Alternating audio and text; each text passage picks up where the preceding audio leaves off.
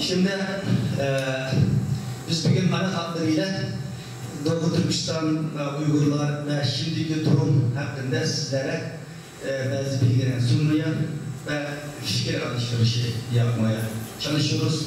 Şimdi gördüğünüz bu harita Çin ve Doğu Türkistan'ın yeri. İşte burada eski Türkistan, Doğu Türkistan. Bu 1949'dan itibaren Komünist Çin istilasına maruz kalmış bir Türkistan ülkesidir. 1949'da Çin Doğu Türkistan'ı ıslah ettiğinde Doğu Türkistan'daki toplam Çin nüfus sayısı askeri memuru tüm Çinleri kapsayarak toplam nüfusun %3-%4'ünü teşkil ederdi. Ama şimdi resmi rakamlara göre Çin nüfusu %40. Belki resmi rakamlar, gerçek rakam ondan da fazla olabilir. Uygur nüfusunda şimdi 11,5 milyon diyor ama biz burada en azından 20 ile 25 milyon ortasında olduğunu biliyoruz ve öyle tahmin ediyoruz. Ama gerçek sayısının ne kadar olduğunu bilmemiz mümkün değil.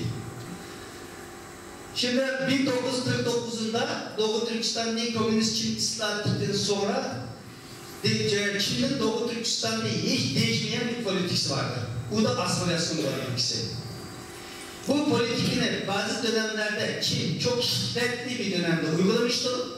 Bazı dönemlerde biraz yavaş şekilde ama bu hiçbir zaman değişmeyen bir politikadır. Şimdi 1949'dan itibaren her sene takriben 250.000 Çinliyi, takriben en azından 250.000 Çinliyi sürekli olarak Doğu Türkistan'a yerleştirdiler. Ve son dönemlerde doğum kontrol politikası uyguladılar. Tabii bu politikayı Çinler de uyguladı.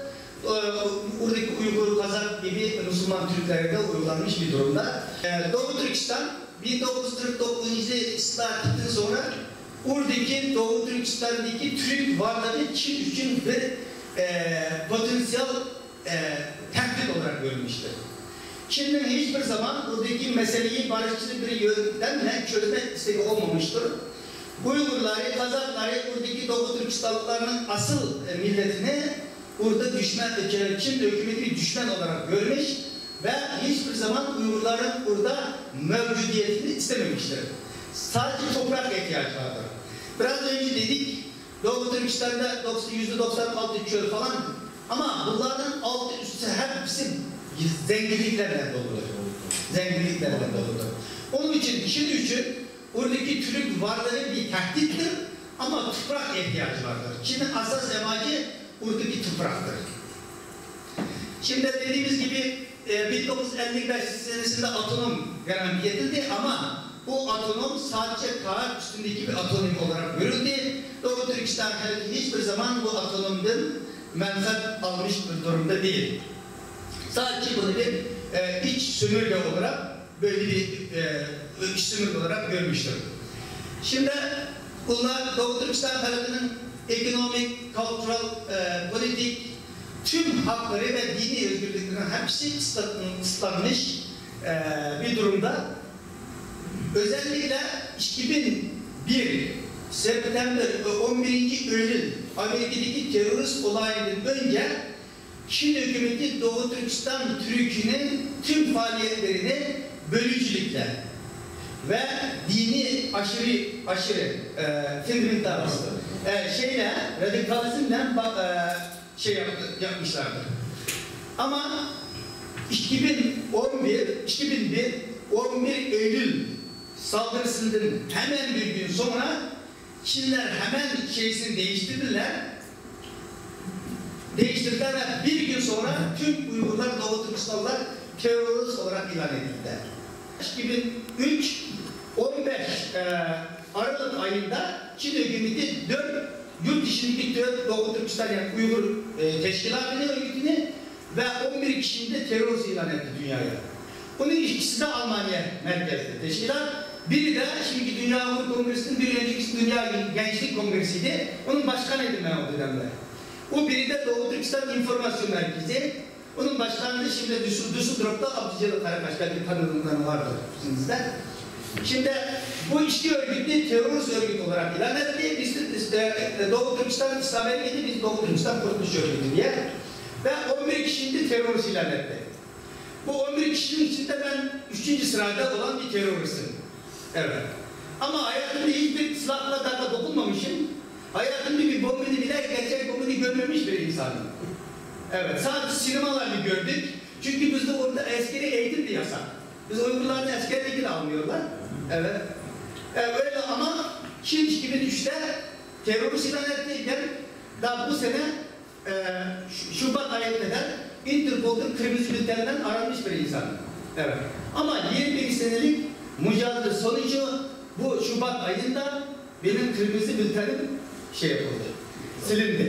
Silindi. Ama Çin 2003 senesi birinden itibaren yurt dışında bu Doğu Türkistan davasıyla meşgul olan bir sürü insanları terörist olarak ilan etmiş. Bizim uluslararasındaki Doğu Türkistan davayımızı baltalamak için eline gelen her türlü çabalarda harcamış bir durumda. Bizim Kaşgar bölgemiz var. Kaşgarlı Mahmut belki biliyorsunuz. Kaşgar, Mahmutlu Kaşgar'ın doğduğu ve büyüdüğü, ilim tahsil ettiği yer. Onun Yusuf Hasakit'in doğduğu yer. 2000 senelik bir kültürel mozaikin olduğu bir yer. Ama Çin hükümeti 2009'dan itibaren orada House Reform yani diğer bir yeni adlandırma koyarak bütün Kaşgar'ı yerden bir ettiler ve tüm eski 2000-3000 senelik eski tarihi miraslarımızın hepsini yıktılar. Bu da bundan bir örnekler. İşte bu da ondan bir örnek. Gördüğünüz gibi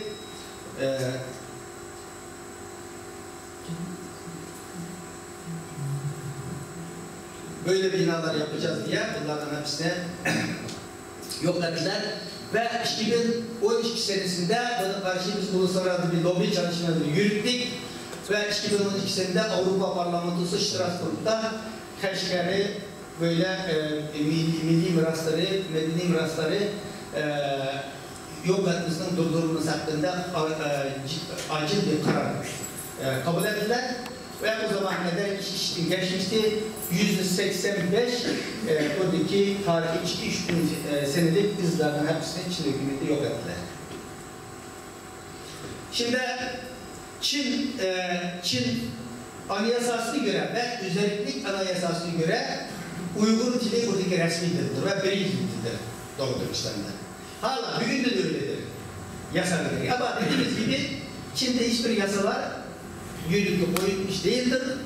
Orada Çin Komünistik Partisi'nin genelgesi Çin anayasasından daha kuvvetlidir, daha güçlüdür. Her şey Çin Komünistik Partisi'nin genelgesiyle halledilmiş bir durumda. Şimdi Uygurca, Şincan Uygur Özellik Bölgesi'nin asas dilidir. Ama maalesef 2004 senesinden itibaren üniversitelerde Uygur dili yani bilingual diyor, çift dil, Çince ve Uygurca diye adlandırılıyor sözde ama bu gerçekte Çin dili eğitim yürürlüğe giriyor ve 2006'dan itibaren çocuk yuvasından üniversitelere kadar sadece Çince eğitim yürürlüğe giriyor. Bu da işte Çin Eğitim Bakanlığı'nın özel genelgesi. Uygurca'nın eğitim dili olarak ortadan kaldırılması sadece Çin dilinin okullarda resmi dil olarak kullanılması hakkındaki böyle genelgeler. Ama Çin, biz Birleşmiş Milletler'de gidiyoruz, çalışıyoruz, meselenin ortaya atıyoruz ama Çin yok öyle bir şey yok. Bizim anayasayımızda Uygurca resmi dildir diyor. Herkes kullanıyor diyor ama bunda Çin'den resmi evraklar. İşte biraz önce de söyledik, Doğu Türkistan neden Çin bu kadar Doğu Türkistan'da zulüm yapıyor ve neden Doğu Türkistan'daki bu şeye sahip olmak ister dedik. 96'da %96 çöldük ama yer altı yer üstü zenginliklerin çoktur. Petrol yataklarımız vardı. Altın, uranyum yani 107 türlü maden vardı Doğu Türkistan'da. 107 türlü maden vardı. Evet, gaz var, bir şey vardı. Ama Doğu Türkistan dünyanın en zengin ülkelerinden biri. Saudi Arabistan'da bile zengin ülkeler Doğu bir ülke. Ama Doğu Türkistan dünyadaki en fakir nedenlerden biridir. Çünkü bu zenginlikler, Allah'ın verdiği bu zenginlikler hiçbir zaman Doğu Türkistanlı halkının manfaati için kullanılmış değildir. Bunların hepsi Çin hükümeti bir kuruş bile ödemeden hepsini Çin'e taşırdılar. Şimdi bazı örnekler var. Mesela Doğu Türkistan'daki petrol tüm Çin'deki petrolün %35'i Doğu Türkistan'da. Gaz %28'i Doğu Türkistan'dadır. Ve kömür mü diyoruz? Kömürün %70'i Doğu Türkistan'dadır. Tüm Çin kömür. Ama bunlara sahip değiliz. Bu kadar sanayi şeyler var, petrol sanayi var, sanayiler var. Ama buradaki Doğu Türkistanlı gençlerin %75'i kısımdır. Bu şirketler, çalışıcılar, işçilerinin hepsini Çin'den getiriyorlar. Evet. Çin'den getiriyorlar. 2008 tarihinde Çin hükümeti Doğu Türkistan özellikle evlenmemiş kızlar başta olmak üzere çoğunluklar, erkekler de var dahil, bunları Çin'in iç bölgelerini taşıyorlar. Ne diyorlar? Bunları iş bulacağız. Ekonomik katkı sağlayacağız. Ama aksice Çin iç ülkelerinden Doğu Türkistan'da her sene kaç bin tane öğrencileri Doğu Türkistan'a yerleştiriyor. Sen gerçekten burada Doğu Türkistan'daki insanların iş bulmasına katkı sağlamak amacıysa önce Doğu Türkistan'da iş bulacaksın. Buradakileri Çin'e taşıyorlar ve Çin'in Doğu Türkistan. Amaç bu yollarla, bu yöntemlerle asimilasyon politikasını ilerletmektir. Evet. İşte dediğiniz gibi milletimizin %90'ı yolsuzluk, yani fakirlik düzeyinde yaşıyorlar. Zaten Doğu Türkistan Türkiye'nin %75-80 köydür. Şehir nüfusu 99'un %20 civarındadır.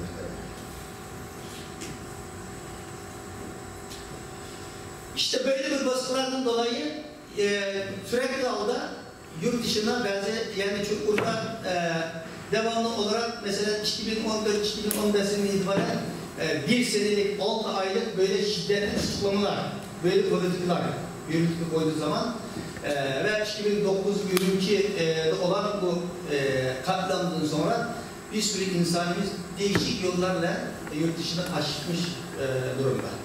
Bizim bazı gençlerimiz, bazı politik olaylara karışmış insanlarımız Çin baskısından kaçarak sınırları geçiyorlar. Gece, gündüz birkaç akşam yani kaçarak dağlardan geçerek Kazakistan, Kırgızistan, Pakistan'a geçiyorlar.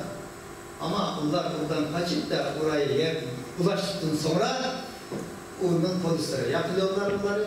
Yapılıyorlar ve buradaki bazıları Birleşmiş Milletler'in şeysini müracaat ediyorlar. Ama maalesef bizim o kardeşlerimiz bunları yapıldıktan sonra Çin'e geri teslim ediyorlar.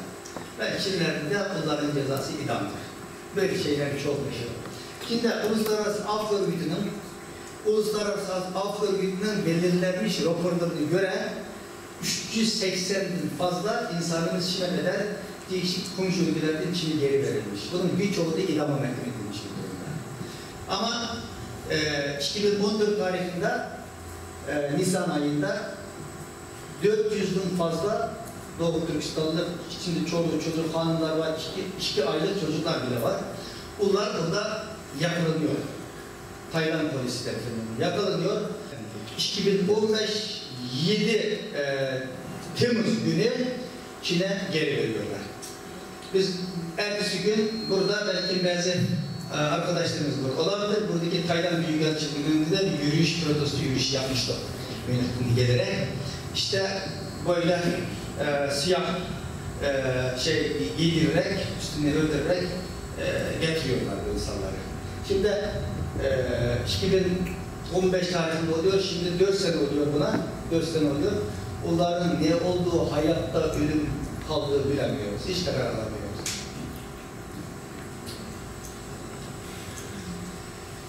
İşte şimdi geleceğiz esas konu, şimdi 21. asırdaki toplumun kampı.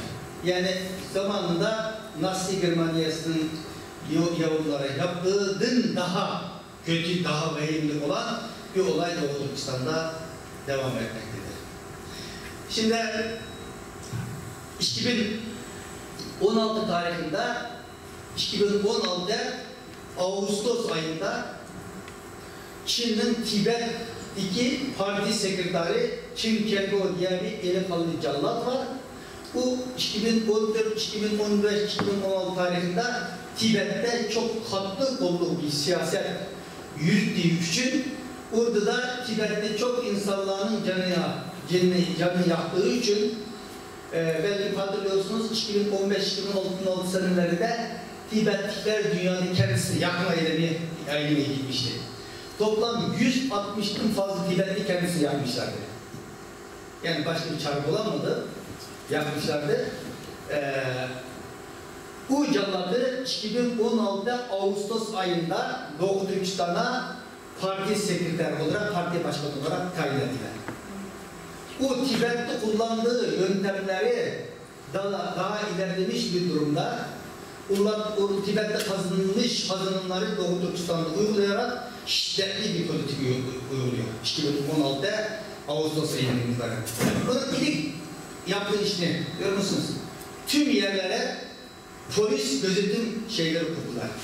Sadece Doğu Türkistan'ın başkenti Ürümçi. Sadece Ürümçi'de 2016 Ağustos'tan Aralık ayına 4 ay içinde sadece bir şehirde Ürümçi'de 960 polis gözetim noktaları kurmuştur. Evet. Bu dediğimiz her 200 metre, 300 metre arada bir polis gözetim noktaları test etmişlerdir. Evet. Evet. Şimdi o 2017'de geçen sene Nisan ayından itibaren şimdi re-education camp diye atıyorlar. Tekrar eğitme kampı. Tekrar eğitme kampının altında insanları böyle toplama kampına yerleştiriyorlar. Biz bu meseleyi ilk etapta aldık, sonra uluslararası gündeme taşımaya çalıştık. Pek kulak veren olmadı. Olur mu dedi. 21. esirde böyle bir şey olur mu? Biz Amerika'ya gittik, Birleşmiş Milletler'e gittik, Avrupa Parlamentosu'na gittik, koştuk, elimizden gelince bu şeyleri anlatmaya çalıştık. Bazı uluslararası basın biraz dikkat ettiler ama çok zorluk çektik. Anlayan da olmadı. Dünya kulağını tutmuş bir durumda. Bu sene Ağustos ayında Birleşmiş Milletler'in irki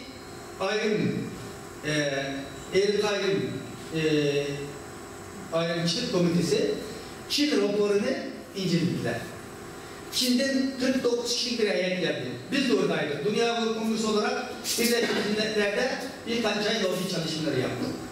Raporlarla hazırladık, Birleşmiş Milletler'e takdim ettik. Komite üyeleriyle teker görüştük.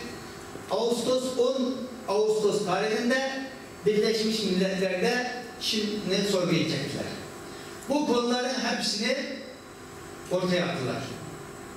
Ama Çin hepsini reddettiler. Yoktur dedi. Böyle bir kamp yoktur dediler. Şimdi biz diyorduk, yok diyordu ama Birleşmiş Milletler'in uzmanları bunu kaç aydır sadece bizim raporlarımız değil, kendisi insanların her türlü insanları götürmüş, incelemiş, uluslararası vakıf örgütü, başka örgütlerin raporları var, ülkelerden yaptığı raporların hepsini inceledikten sonra bunlar belki Çin'de önergeler veriyor. Çin diyor, hayır bizde böyle bir şey yoktur diyor. Bu Birleşmiş Milletler'in ayakta kaldırdı. Bu Ağustos ayından itibaren resmen bu Doğu Türkistan'daki 1 milyon insanın kampta olduğu meselesi uluslararası gündeme gelmeye başladılar. Aslında bu 1 milyon insan bu sene, yani biz Dünya Kongresi'nden elde ettiğimiz bilgiler gereğince birinci ayında dediğimiz Ocak 2018, yani birinci ayda 1 milyon sayı Ocak ayındaki sayıydı. Ama şimdi senin bir sene geçiyor, 13 ay geçiyor, 11 ay geçiyor. Biz her gün yeni insanların içeri alındığı haberini alıyoruz ki hiçbir insanın bıraktığı haberini almıyoruz. Şimdi bir Alman uzman var, Adrian Zerris. İlk etapta o bu sene Mayıs ayında bir rapor hazırladılar. Çin'in Çin resmi dairelerinden yayınladığı kaynaklardan faydalanarak bir rapor yayınladılar. Bu ilk içinde uluslararası şeyinde çok ün kazanmış bir rapor olarak. Bu Doğu Türkistan'da 2016-2017 senelerinde polis için, şehir için, güvenlik için ne kadar harcama yaptıklarının hepsini Çin resmi şeylerinden faydalanarak bir rapor hazırladılar. Evet. O hazırladığı raporlara ve Kanada'da bir Çinli öğrenci var. Onun satılık üzerinde çektiği fotoğraflar var. Bunun gereği baktığımızda Çin hükümeti geçen seneye göre bu sene %10 fazla böyle kamp şeylerini inşa ediyorlar. Durmadan inşa ediyorlar. Evet. Şimdi bizden edindiğimiz bilgilere göre bizden bundan fazla olabilir, 100'den fazla olabilir. Ama bizden elimizde olan ve yerleri belli olan 43 toplum kamp vardır. Doğu Türkistan'da. 43. Bunun bazı yerlerindeki bazı kamplarda 136.000 kişi sığıyor. Bir kampaya 136.000.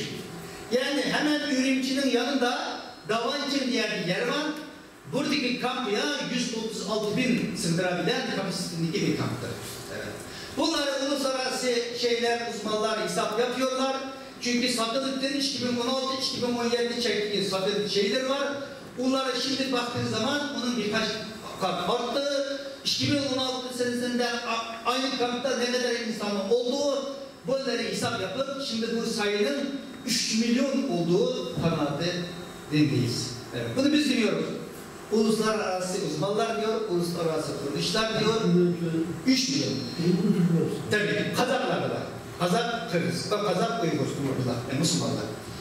Şimdi Amerikan İşler Bakanlığı'nın da bir hafta önceki bayında bu sayının 2 milyon diyorlar. 2 milyon. İşte bu.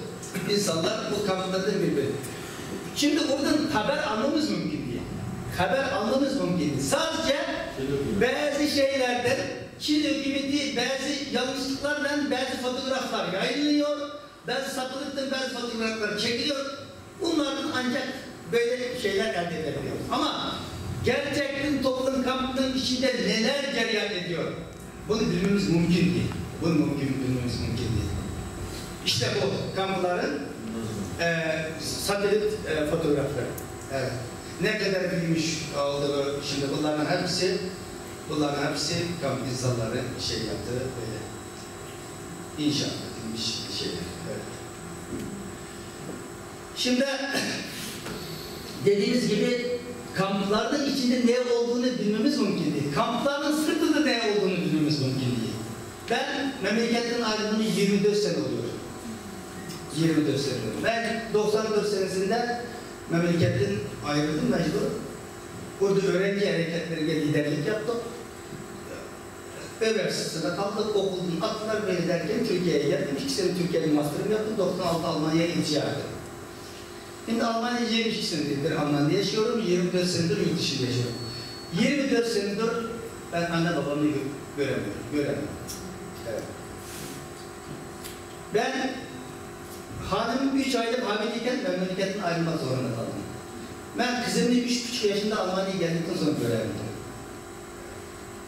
Şimdi bunlar hiç söyleyecek bir laflar değil. Şimdiki şeye baktığımızda. Şimdi benim annem 78 yaşında bir emekli hanım. 78 yaşındaki bir hanımle ben en son annemle, ailemle çok kısa bir telefon konuşmasını geçen sene 2017 tarihinde Nisan ayında yapabilmiştim. Nasılsın anne, iyi misin?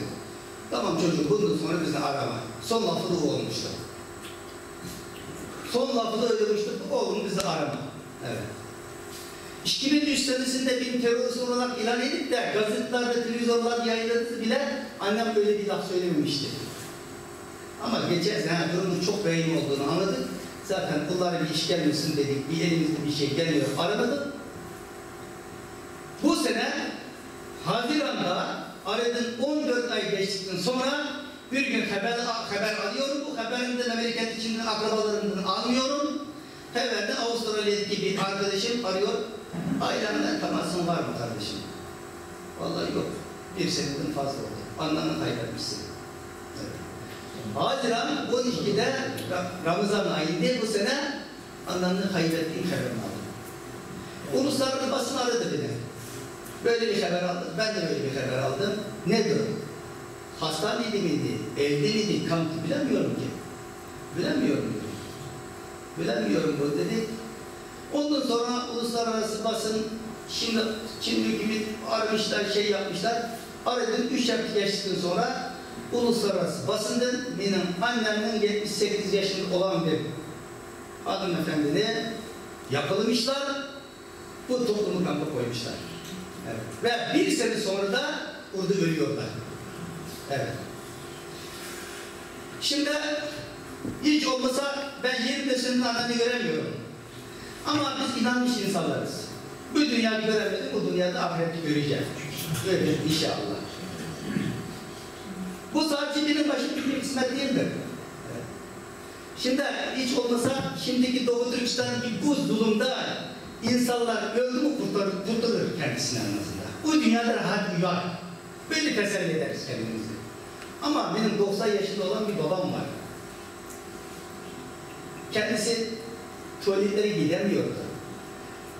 Bir kardeşim var, bir büyük bir küçük. Ben biliyordum 4-5 senedir geceleri tuvalet falan götürüp bunlara bakarlardı.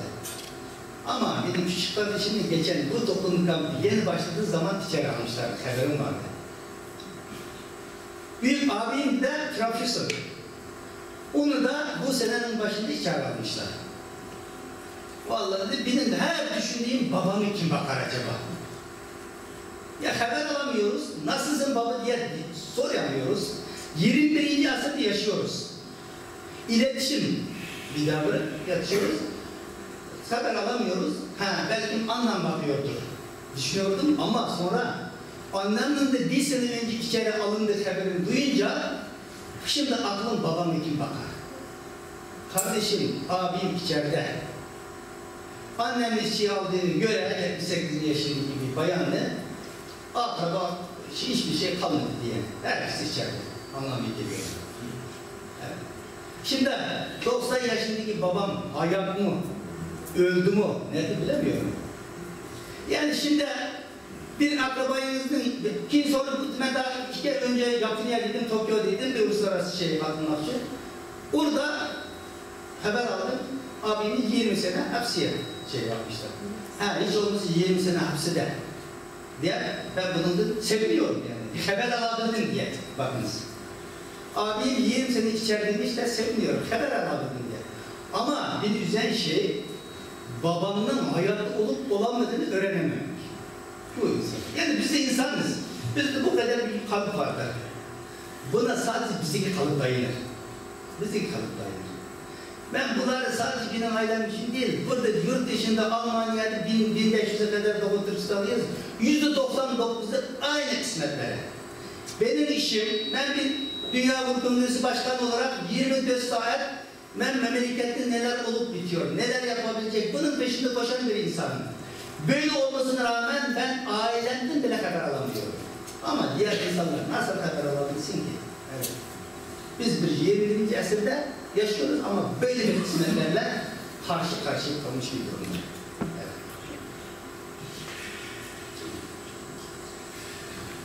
Şimdi sizlere neden için böyle baskılar yapıyor? Soruyorlar. Neden için? Ben biraz önce söyledim.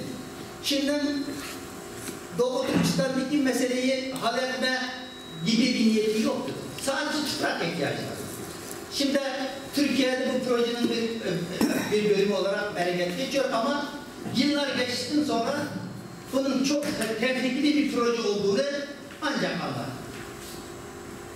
biz tecrübeden konuşuyoruz. Şimdi Çin hükümetinin Kuşak ve Yol projesi var. Türkiye'miz de bunun dahilinde. 80'den fazla ülke bunun dahilinde. Çin hükümeti diyorlar ki Kuşak Yol projesi komşu ülkelere menfaat sağlayacaklar. Halkımızına menfaat sağlayacaklar. Çin hiçbir sömürgeye benzemez. Dünyada hiçbir müstehcen iyi değildir. Hiçbir sömürge iyi bir sömürge değildir. Ama Çin'in benzemeye yeni şu ki mesela İngilizler dünyanın birçok yerini sömürdüler. Ama ekonomik yönden, şeyden, valilerle gönderler. Ama o kadar insan gönderecek insan yoktular. Şimdi 1,5 milyar insan var. Evet. Şimdi Pakistan görüyorsunuz. Bu Çin'in baktığımız zaman Çin'in bütün komşularından teritoriyalik yani toprak problemi var. Japonya'ya, Hindistan'dan, Tayland'dan, yani Kazakistan, Kırgızistan dünyanın her yerlerinden, her ülkelerden hepsinden problem var. Böyle bir ülke. Tüm komşularla. Tüm komşularla. Hepsini topraklara veriyorlar. Hepsini topraklara veriyorlar.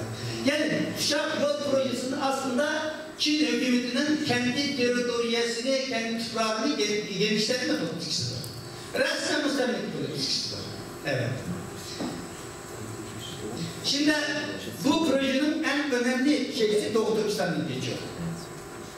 Şimdi Chinese-Pakistan Economic Corridor Kaşgar'dan başlıyor, Guarda'ya kadar devam ediyor. 3800 bin kilometre bir yer proje.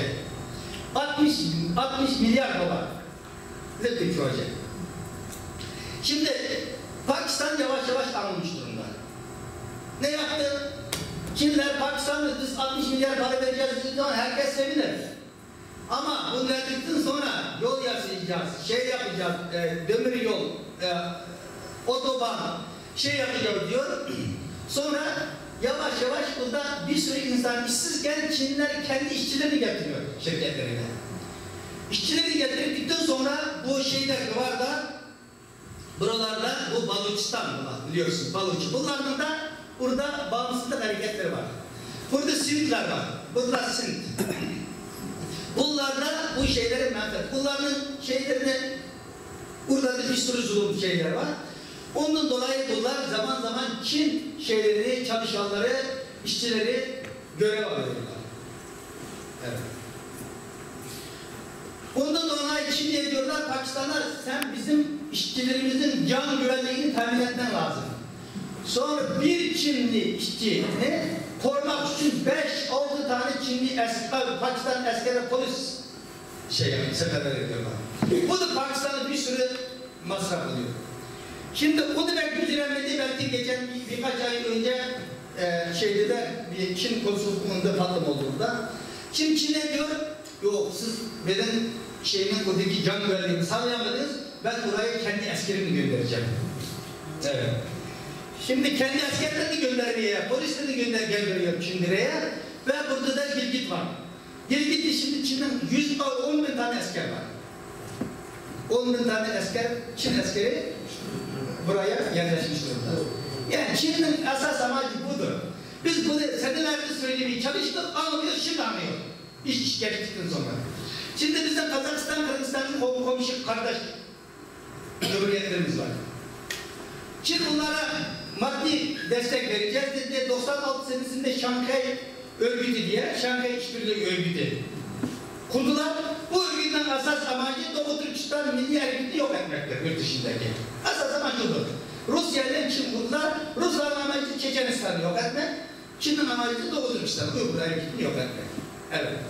Şimdi Kazakistan'da yatırım yaptılar, Kırgızistan'da yatırım yaptılar.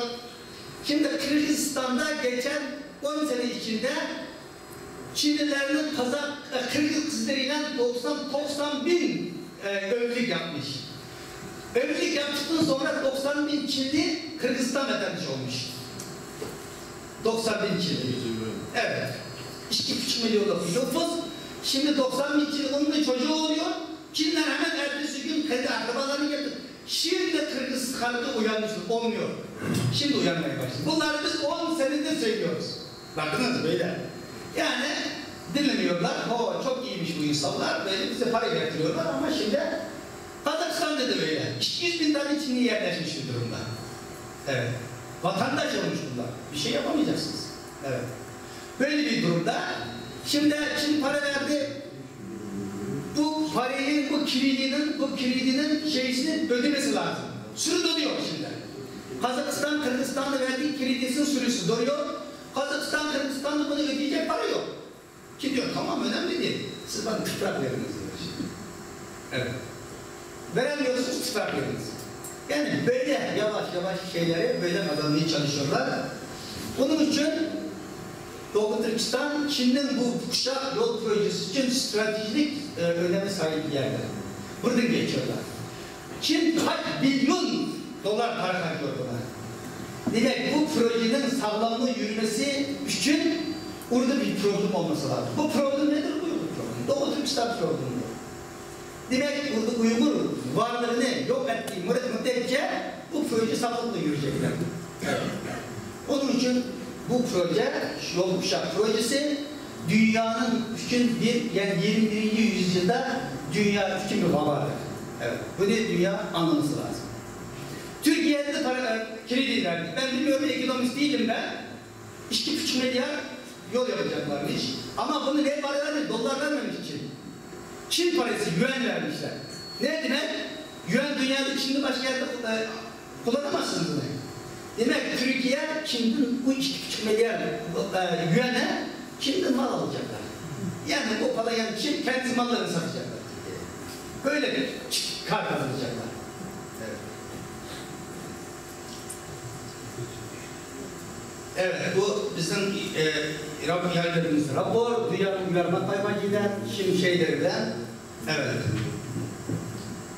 Şimdi bunlar yaparken biz ne yapıyoruz? Dünya Uygur Kongresi olarak ne yapıyoruz? Biz Birleşmiş Milletler'de çok ciddi lobi çalışmaları yapıyoruz. Avrupa Parlamentosu'nda çalışmalar yapıyoruz. O dünyanın elimizden yetki parlamentlerde ve hükümetlerde lobi çalışmaları yapıyoruz. Evet. İşte Birleşmiş Milletler'de çok aktif çalışıyoruz da ama Çin hükümeti de Birleşmiş Milletler'e Dünya Kongresi sokmamak için elinden gelen tüm şey. Çünkü biliyorsunuz Çin 5 ülkeden biri, veto hakkını sahip ülkeden biri. Çünkü bu yetkisini kullanmaya çalışıyorlar ve sürekli olarak bizi de burada engellemeye çalışıyorlar. Ama Birleşmiş Milletler ne kadar güçsüz, ne kadar adaletsiz bir örgüt olsa da gene de bazı haklar vardır. Gene de bazı haklar var. Biz de o haklarını istifade etmeye çalışıyoruz. İşte burada seminerler düzenliyoruz, konuşmalar yapıyoruz. Bazen biz de burada bazı desteklere sahip oluyoruz. 27 Nisan Birleşmiş Milletler'in Avrupa Komisyonu'nun önünde 5.000'den fazla Doğu Türkistan'dan toplanıp orada bir yürüyüş yaptık. Orada da bir şey, çok acı bir şey. Çünkü derdimizi kardeşlerimize anlatacağız önce. Evet. Bugün çok güzel bir yürüyüş yaptınız. Allah razı olsun. Bu yürüyüşten önce, Brüksel yürüyüşünden önce 27 April 4 ay çalıştık. Bacımızlar biz tüm Avrupa'daki Türk teşkilatlarını ziyaret ettik. Özellikle Belçika'ya yakın olan. Köln'e 3 kere gittik. Frankfurt'a gittik. Bizim genel merkezlerden, Türk teşkilatlarının genel merkezlerinden hepsinden teker yürüyüştük. 2 ay, 3 ay önce. Biz böyle başka bir şey istemiyoruz sizden. Sadece böyle zulüm devam ediyor. Bu zaman 1 milyon biliyorduk bu sayede. 1. ay, 2. ay.